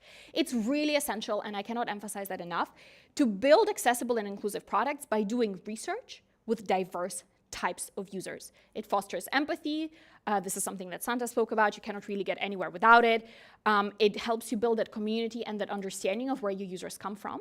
And specifically, there are some ways in which you can do it kind of very practically. First of all, you need to do the research, which means you either hire a UX researcher or you become a UX researcher, but you cannot get around without actually doing the research and actively putting effort, which is time and money, unfortunately for all of us, into it. You have to do it. You also have to involve everybody in the process. You cannot just do the research, look at it, be like, oh, wow, amazing. Anyway, put it into the desk, and then it goes to die there, never to see the light of day. You need to bring people on. That means take your stakeholders, take your executive level if you have access to them, take your colleagues, take your engineers, your copywriters, anybody. Take them with you by the hand, buy them ice cream, and make them watch. If you try to just do research and then tell them, oh, I promise you people don't get this, they will tell you, yeah, you're wrong. They definitely get it. But if you actually show this to them, they're more likely to believe you. And also, very importantly, you must do diverse research. If you just pick a white, educated, beautiful, rich person, they will give you one type of feedback, which is very, very important. But if you go for what's called non-weird participants, so not Western, educated, industrialized, rich, and from democratic countries, they will give you an entirely different type of feedback. You need to seek those out people specifically. Like I mentioned, you go on Facebook, you go on Meetup, you go somewhere else. You sit on the street and you look for somebody who doesn't look like you think your typical app user does, and you ask them for feedback. And of course, you also look for people with disabilities. That could be any sort of disability, physical, emotional, cognitive, visible or invisible, and you ask for their feedback because they're different to you, and they'll be able to tell you something else. Then we have actively building empathy, and the emphasis here is on the word actively. So user interviews, observations, engaging with communities is all really, really great, but you have to put extra effort into making sure you feel what those people feel. You experience what they experience. That means launching a survey on some automated platform and hoping that it's going to work is probably not going to cut it out. It's very difficult to understand how somebody blind feels if you've never been blind yourself. You have to really watch people in their natural environment. You have to talk to them, and you have to push yourself for that as well. Now, very specifically, you can do things like observe users in their natural environment. Getting them into your office and asking them to do a task is not the same as them trying to navigate your app somewhere in the middle of a supermarket with a 3-year-old crying next to them. Go and watch them in their real world. You can do things like watch them on the way somewhere, watch them in Disneyland, watch them anywhere where they could be using your app at least once. You'll be surprised by how many things limit people's abilities and limit and sort of alter how they interact with your app. You can also, of course, talk to them. You talk to them either directly through your XR, sort of like your standard method of I'm going to recruit some people, go sit them down and have an interview with them. You can also have things like product experts, for instance, people who've been using a product for a really long time and who understand it inside and out, and you can ask for their feedback. And you have trusted users, people who maybe love your company. Maybe they don't have anything special on the edges about them, but they love your product and they can step into the shoes of others. You can get them engaged as well. And finally, you have to be intentional. And this is something that is super important because none of the other things will work unless you make a point out of it to work. Now, being intentional means that, unfortunately, because of how we are brought up, because of how we are taught, we're not really taught from a young age to look for those edge cases. We're taught for the easy, financially viable, direct path that's going to get you the most outcomes per least amount of dollars spent. So you need to actively change the way your mind works, the way your company works, to allow yourself to explore these things. Now, what this means is doing things like, for example, setting OKRs, so objectives, key results, and goals. If you're in the position to do that from the top, you do it for your team. If you are not in a position to do that for your team, you do it for yourself. You come to your manager and say, hey, can I please spend 5–10% of my time on doing this? You need to try to be very intentional about it. You can also reward practices that are inclusive. Again, if you're at the top, that might mean bonuses, golden stars, ice cream, pizza parties, extra money if you can afford that, that's all fantastic. If you're not in a position to do that, simply saying to your colleague, thank you for doing that, thank you for thinking about it, I love what you're doing, this has been inspirational, makes a huge difference. People love to feel rewarded for what they do. Of course, allocating budget and extra time, if you can afford that, that's fantastic. If you can't, you're going to have to try to deal with what you have by doing things like rewarding people verbally or really trying to evoke those emotions. You can also do things like create events, invite speakers, arrange courses to learn together, to sort of, again, have that framework under which you don't just ask people to go there and figure out how blind people feel, you allow for them to experience that. And it doesn't have to be something fancy where you get somebody really famous to come in for you and speak it on the stage for 1,000 people. It can be as simple as saying, hey, I would love to spend the next hour of the meeting using our lab completely blindfolded and in the darkness. And that's going to help you people be in that environment, be in that structure where they can actually explore these things. And of course, very importantly, you need to build a safe space. So space where people can try and fail, because they will fail. And you have to feel comfortable yourself. Now, I understand that not every company allows for that. There is, of course, companies where there is a certain culture that does not allow for failure whatsoever. There is not so much we can do about that from this perspective. But allowing yourself to fail, if you have any leeway and if you feel safe within the context of your company, allowing yourself to try something new and maybe not immediately get it right is gonna really help you make that first step forward. So, in summary, you need to acknowledge and challenge biases. You need to look for breaking points specifically. You need to do diverse research with different people. You need to actively build empathy, and you need to be intentional about it. Now, take away from that in one sentence, building inclusive products is an active process. Now, for the last part of what we're talking about, I want to talk about building inclusive teams. Because it's essentially impossible to build inclusive products if you don't have an inclusive team in your company and in your life. What does that mean? When we think about teams and inclusion, very often we think about things maybe like race or gender, right? We want to have a certain number of racial diversity or gender diversity in our company. But inclusion is really more than that. It's also about things like age diversity. Do we have anybody on the team who is older or who is younger? Are we excluding them on purpose or accidentally in the hiring process? Is there anything we can do to bring a different perspective? It can also be things like bringing different backgrounds. Not everybody needs to have gone through a UX bootcamp or have done an engineering degree. Can you bring in a doctor who knows how doctors work to tell you about your medical app? Nothing will be more powerful than that. No amount of courses or Coursera or Googling how do doctors feel is going to replace an actual doctor being there and telling you how he feels. It's also thinking about how you run your company and run your meetings. For example, do you do everything online? Do you do everything offline? How might that not allow certain individuals in your team to really be themselves, to be creative? It's maybe things like asking for eye contact. Have you ever experienced that where you're in a meeting with somebody and they look there on the street and you think, yeah, it would be nice if you listened to me, you're being really rude right now? Not everybody can maintain eye contact, and that doesn't mean that they're bad, that they're not interested, that they don't care. That's also diversity. It also could be things like taking notes. Do you have an expectation of who takes notes or if notes are taken at all, and if so, how do they look like? Is there anything you can do to do that differently? So I want you to walk through a couple of examples of how that might work, but I'll give you a disclaimer. Something like that, as well as inclusive design, does not have a formula. So what I'm going to give you is examples, not rules, and the only rules that you have to follow. So use them as an inspiration, and then try to think about your team and how you can get them to kind of be creative and accommodate who they are. So the thing I want you to remember here is that some of us kind of take certain things for granted, like eye contact, notes, or the age of our team, but to other people that may feel unbearable. And do you remember how at the very beginning I mentioned to you that one of the things that you can do to understand how those different users, different people feel is by doing things like going on social media or talking to them or sort of looking at their feedback? We're going to go through that. We're going to look through a couple of memes of people with different abilities on teams and how they feel about the workplace and how you can change that. So here's the first one. Time management when you have ADHD. ADHD is a cognitive disorder which makes it difficult for people to pay attention to certain things and also comes with the side effect of having difficulties with tracking time. So here's a meme that says, time management when you have ADHD, okay, that shouldn't take long, between an hour and 11 months. Now, that won't make a lot of sense to maybe some people here, because how do you mean something could take between an hour and 11 months? Well, I have ADHD and I can tell you very exactly how it can. It can. Sometimes a simple email can take you 6 months to write and you don't know why and you can't do anything about it. Now, how do you deal with that example? For instance, bad time management isn't always a sign of somebody not caring or somebody sort of being reckless or being rude. It can be neurodiversity. It could be cultural difference. So you can rectify that by doing things like setting clear deadlines. So end of Q3 or end of this week is not a deadline for somebody who doesn't understand time as well as maybe you do. By saying specifically 15th of September or 5 p.m. tomorrow, you really break those assumptions of what is end of Q3 and make it easier for somebody to estimate whether it will take you 3 hours or 11 months.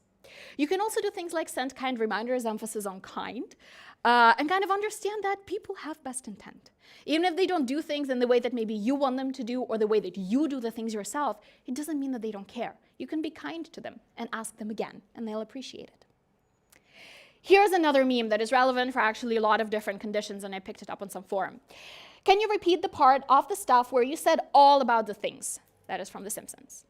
That specifically refers to the fact that for many people, and you can think about disabilities, cultural differences, people whose first language is not English or whatever language you speak in your company, they might not understand some, many, or any of the things that you're talking about. Has anybody been to Oppenheimer already? Some people here, did you understand any of that movie?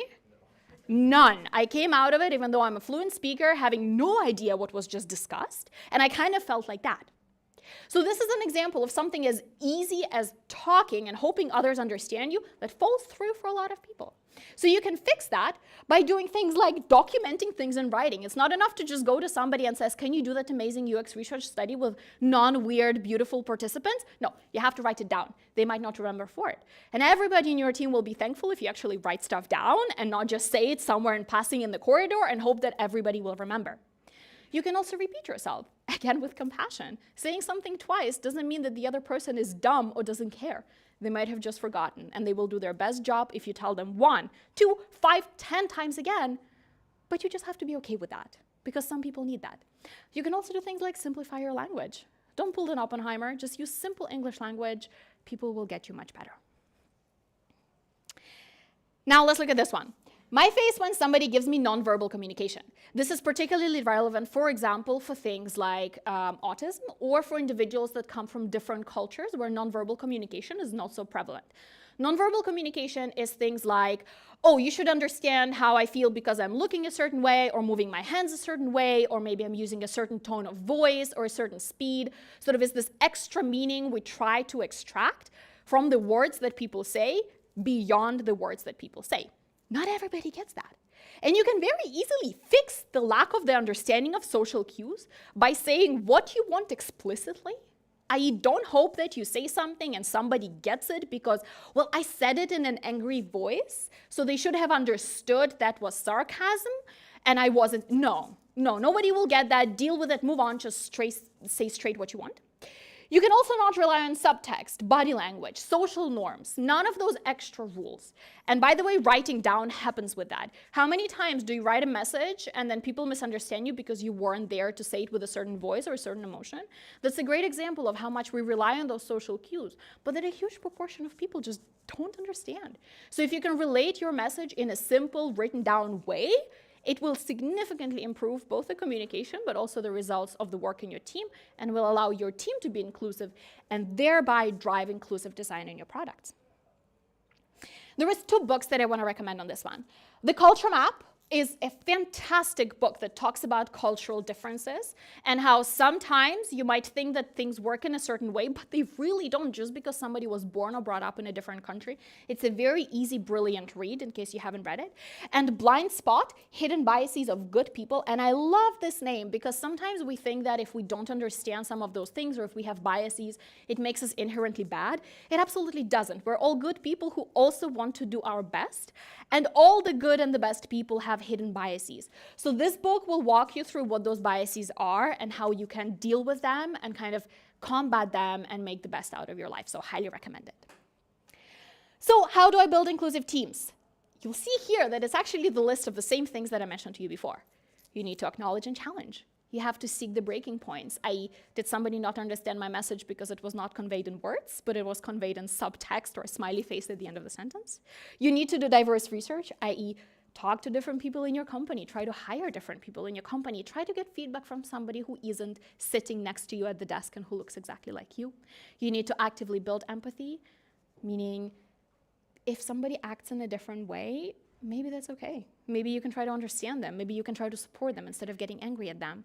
And of course, you have to be intentional.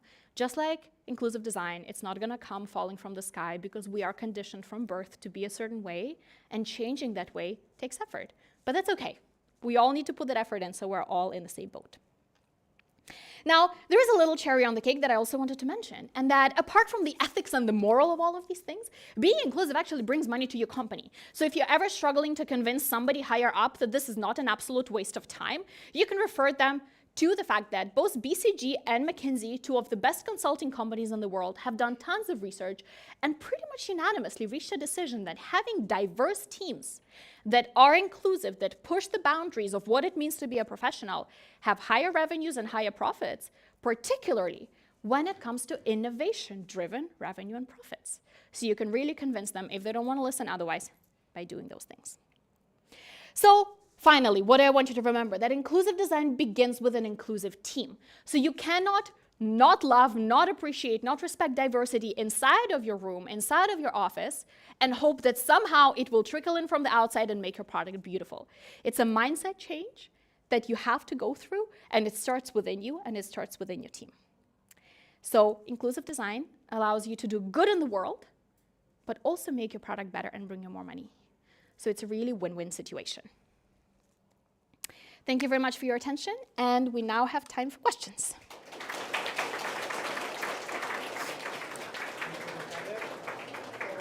Same approach, so who want to start with a question? Yep, see the same game. Sorry. Hi, Natalia. Thank you so much for your presentation. Pleasure here. So I do have a strange question, probably, or a stupid one. Go ahead. So basically, it's all about inclusive product for masses. So when it comes to building a business-to-business product, would your approach differ to like building an inclusive product or not? Yeah, that's a great question. And when I worked at HelloFresh, I was doing, it wasn't business to business, but I was working with internal stakeholders. So the people I was building with was essentially my company. It was an internal product. And I used exactly the same approaches because no matter who you sell to, who you build for, if your product doesn't sell, you also build for people. So that approach does not change. I think in a B2B case, depending on the size of your company, sort of like the size and the size of your client base, if your entire client base is 1 or 2 people, like in an internal product, or if it's a more abstract sort of B2B concept, you might have more or less leeway to talk to different people, but there is still people at the end of that stick. There is still people who will use your product. So the concept is exactly the same. And also importantly, even if you have a small user base of people who will use your product, that user base will change. Those people will not forever be the only ones using your product. One day somebody different will come in and they will use a product and it will break and you will have to start again. So to answer your question, it doesn't change at all. You still need to look at different people. You still need to have empathy and you still need to keep in mind that it's humans, different humans, non-average humans at the end of it who will use it. Yeah, of course.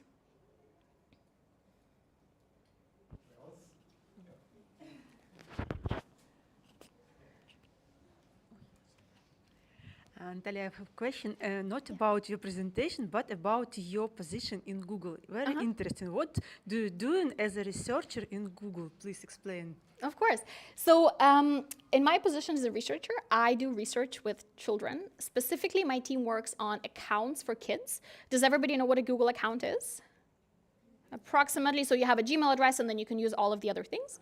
So everybody here is an adult. But there is also Google accounts for kids, i.e. for anybody who is under 13 years of age in most countries, and it's a legal definition. It varies somewhere, but usually it's 13. And my job as a researcher is to talk to kids, talk to their families, and understand what drives them, what stops them, what they like, what do they not like about using a Google account, and how we can use that to enable particularly kids to use the internet safely and confidently. So an issue that we face, of course, is that kids are exploring the world, they want to learn about new things, and they go out there and they can access theoretically anything and everything on the internet, but there are certain things that are either more appropriate or better or healthier for them depending on their age, and we want to make sure that we create an infrastructure for them to explore the internet safely. So my job is to talk to kids and families to understand what they need and what they want, and then sort of give advice and drive the development of this concept of a Google account for them in a way that we can make them most safe and most happy online. I hope that answers your question. Cool.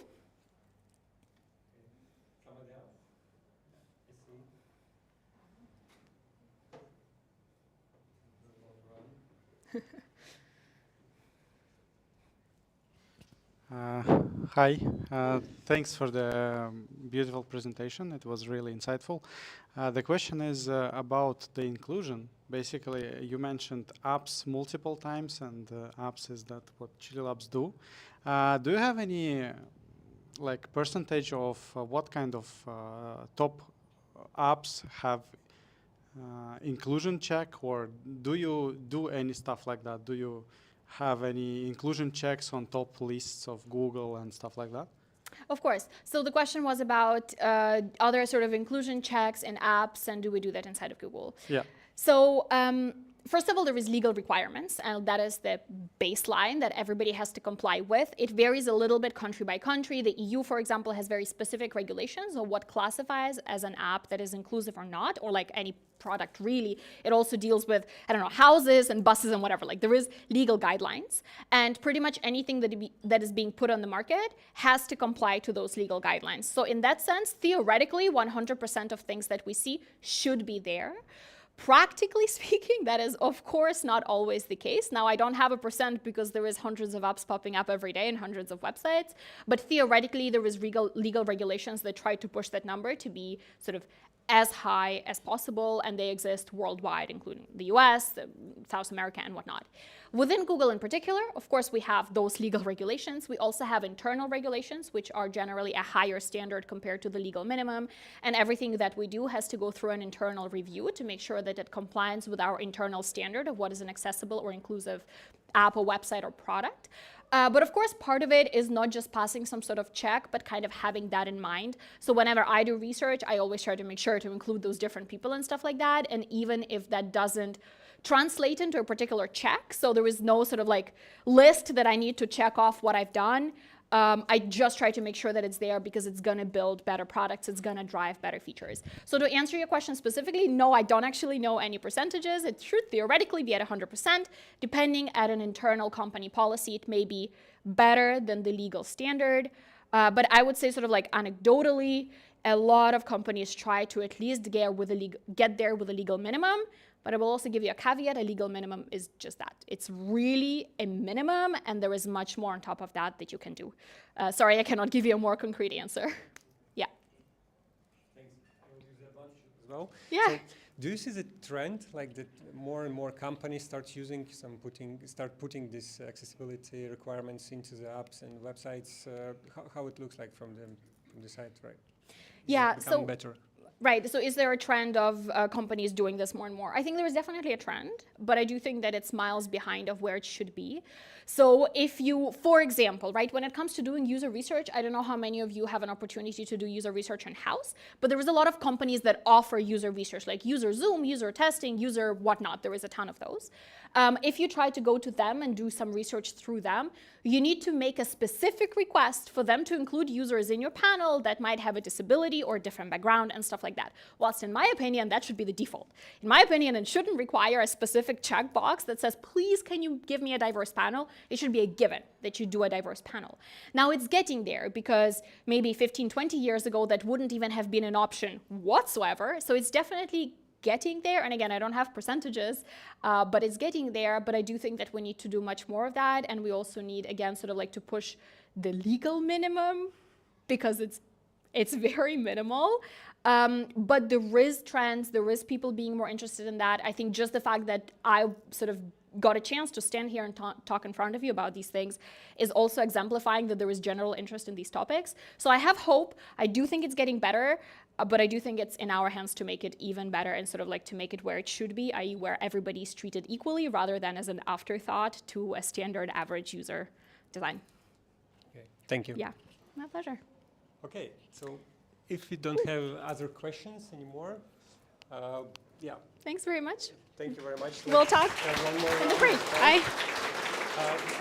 Natalia, we need Yes. to ask you which question like the most. Oh, the best question. I'm gonna pick you in the back with the percentages because I didn't know the answer and that makes me want to go and research that more. So I feel challenged. So I'm gonna pick that as the best question. Okay, thank you. Sorry, I didn't catch your name. Actually, it's Slava, our CEO. Oh, damn it! Everybody will think that it's Oh, great. I promise you it's not rigged. I got here like 10 minutes before the event. I don't know who that guy is, but he's clearly a good CEO, so well done. Yeah. Okay, we have one small present for you. Please share with everyone. With your colleagues. So, same question for Santa. Yeah. Since the first winner bought their own gift. So that's interesting. I'm going to pick also the first question, the guy in the blue shirt. Yeah, Yep. that same row. About the executives. So I was kind of talking about how you as the designer can impact, but of course executives also, and that's another presentation and an equally important thing. So good that you're thinking about it as well. Yeah, thank you. Thank you. But yeah, we also need to thank you for both of you. Thanks for coming. Well, thank you so Yeah, much. Oh, that's it so was, sweet. Like, amazing speeches. Oh, love it. So yeah, you. I hope everybody love it, same as we do. So yeah, hope you also enjoyed. It was fantastic. Thank you all for great questions. Yeah, thank Yeah. you. Feel free to reach out to us Yeah. at any point later. Yeah. Okay. Thank you. It's not it. Yeah. So yeah, while we have this photo set here, I would like to ask to leave a bit of feedback for us. So I would like to see all your phones right now in the air, scanning this QR code. Just a few moments, few questions, very valuable feedback. We need your opinions, your ideas, and to understand how to become better. So please. And while you're spending these few moments for checking, I will quickly share you some information about Workland, about this beautiful place. I would like to say thank you for these guys for allowing us to be here. And if you need actually some place to work, to have this co-working space, so feel free to enjoy it. They actually have a lot of locations, not only this one. I know very beautiful place in Verde, so yeah, I encourage you to use this place for your needs as well. And yeah, so we are looking for next for speakers. Next event actually will be in the second part of September. We don't know the precise date yet, but we will announce. So follow our social networks. Yeah, here's the link for Facebook, but we are available on LinkedIn, Instagram, and Twitter. And of course, our beautiful webpage. So basically, that's it from my side. And once again, thank you very much for coming. Thank you, our speakers. And let's network. Thank you.